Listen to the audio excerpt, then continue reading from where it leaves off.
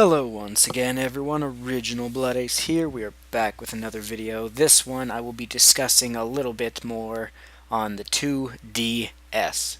Now, I've calmed down a little since I heard the initial release or the initial information on this. Not that I was all that mad before, but I was not really a supporter of the system. Now, I still am not. But I thought I would just go into a bit more detail. The pros, the cons of this, the benefits, whatever. So, yeah. Let's just get into this, I guess. Just give me a quick sec here to write down one more quick note. Okay, there we go. So, there's three... Oops, hit my microphone there. There's three pros to go over. First of all, let's get this out of the way. This is not meant for the average gamer.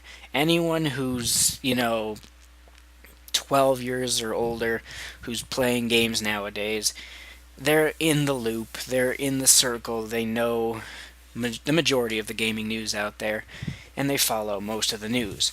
So this isn't for us. This isn't for people who are anywhere over, 12 years old, really.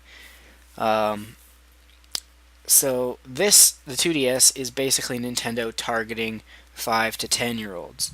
This is Nintendo's way of introducing gaming to 5 to 10-year-olds, much like how, and this is to get them turned into gamers, get them associated with Nintendo, and basically, I think Nintendo is hoping that they will grow up continuing to support Nintendo and go with Nintendo, much like how back in the days we had the Game Boy when we were kids.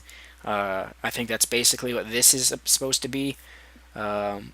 So kids who are 5 to 10 will get this, and then as they get older, they'll buy whatever the next system is after the 3DS, and then the next home console after the Wii U and whatnot. But this is specifically targeting like 5 to 10-year-olds, maybe even 11-year-olds. So yeah, if you're over 12, don't even bother with this. Another pro thing about it is it's cheaper than the 3DS.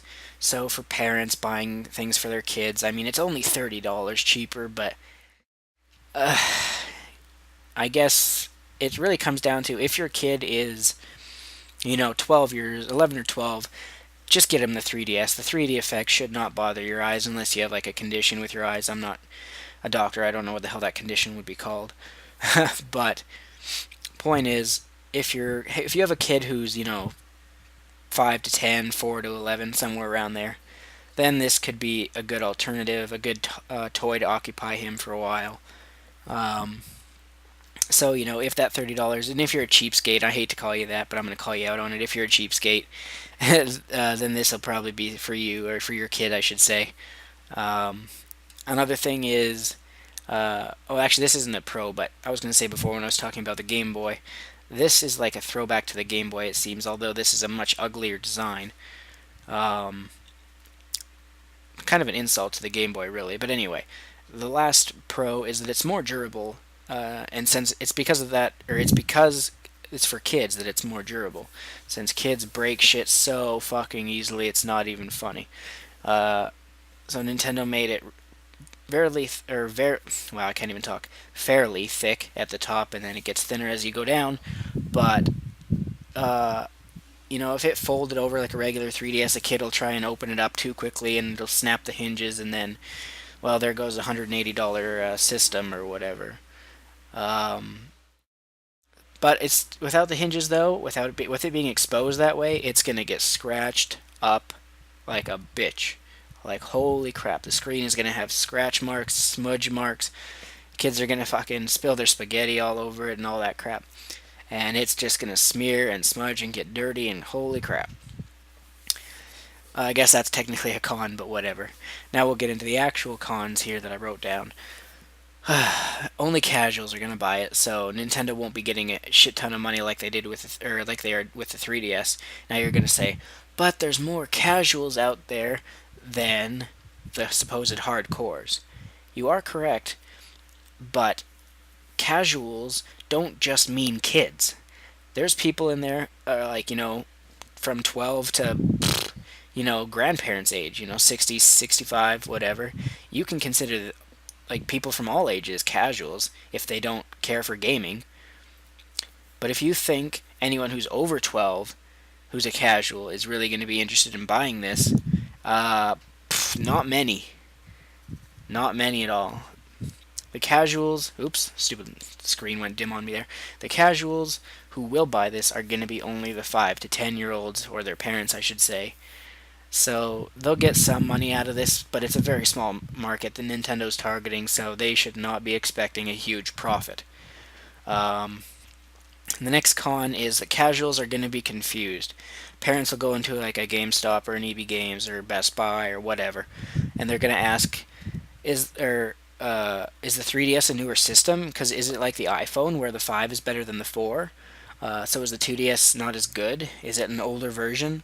And they're going to be confused by it.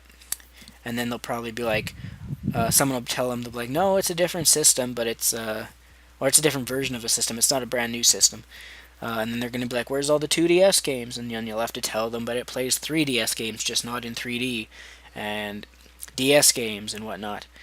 And it's going to be a confusing, frustrating experience for all those people who work in game stores.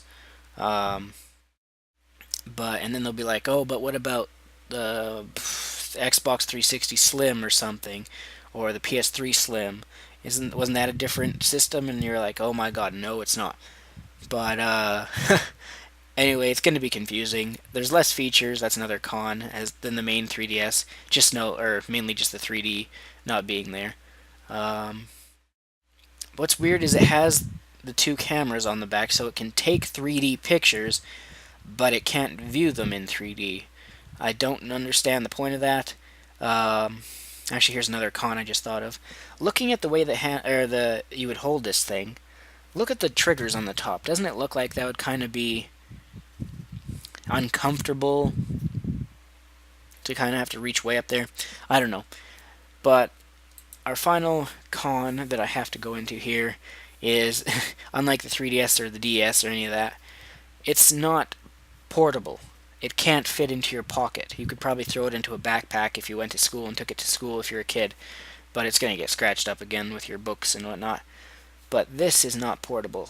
There is no street passing with this at all. You're not going to carry this in your pocket and walk down the street, not unless you got really baggy pants with customized huge pockets or whatever.